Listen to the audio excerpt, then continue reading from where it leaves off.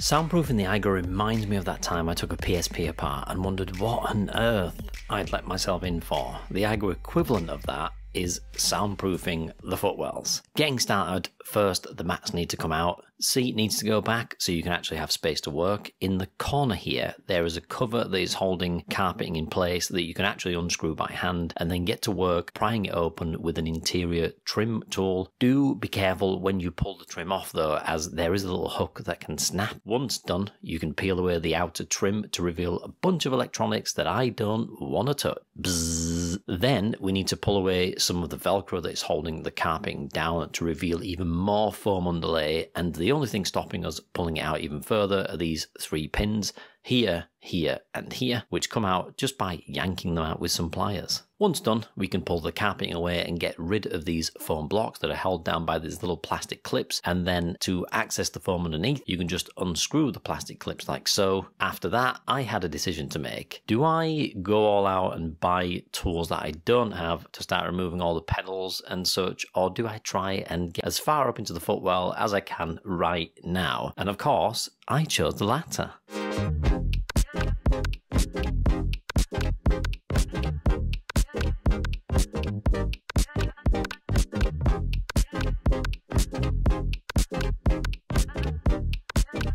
You can see from the finished result that I managed to get quite a way up into the footwell, and then it was just a case of repeating the steps on the passenger side. This clip needed to come out and the panel needed unscrewing, and once the Velcro was peeled off, I made light work of getting access to the floor underneath. Foam comes out, whee, and then it's on with the sound deadening again.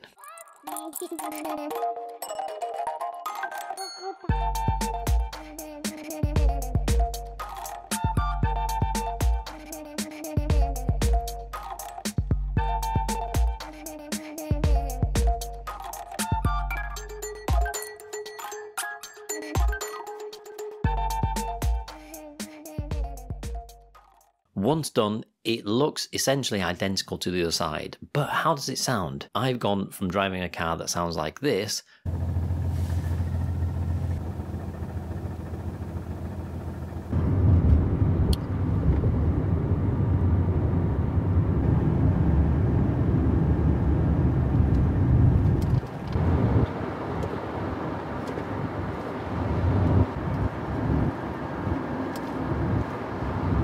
to something that I think sounds a little bit better already. And I can add anecdotally that the general feeling is almost like the sounds have become duller, so all the variants of noise coming through have been flattened into one generally lower sounding frequency. But this does feel more obvious at lower speeds compared to higher speeds. It's worth touching on as well what I've actually done so far, as the results I have are from covering the front driver and passenger footwell, the driver and rear driver's side door, as well as the bonnet and the boot. So yes, I haven't technically done the passenger side doors yet, but that's because this stupid little thing called work keeps getting in the way. But they are in the process of being done and will really help with sound isolation overall. Kilmer actually have a handy little instruction manual that gives you a visual of what areas you should be soundproofing, and I've been mentally ticking them off as I go. But there are a few areas that I've looked at soundproofing, like the firewall in particular, that doesn't look like you can get to it without significantly dismantling the car. So going forward, I will be looking at doing the rest of the car as much as I can, and I'd like to take a moment to thank all the kind folks that suggested on the previous video that I soundproof the outside panel of the doors, as it's made a huge difference, and it's gone from this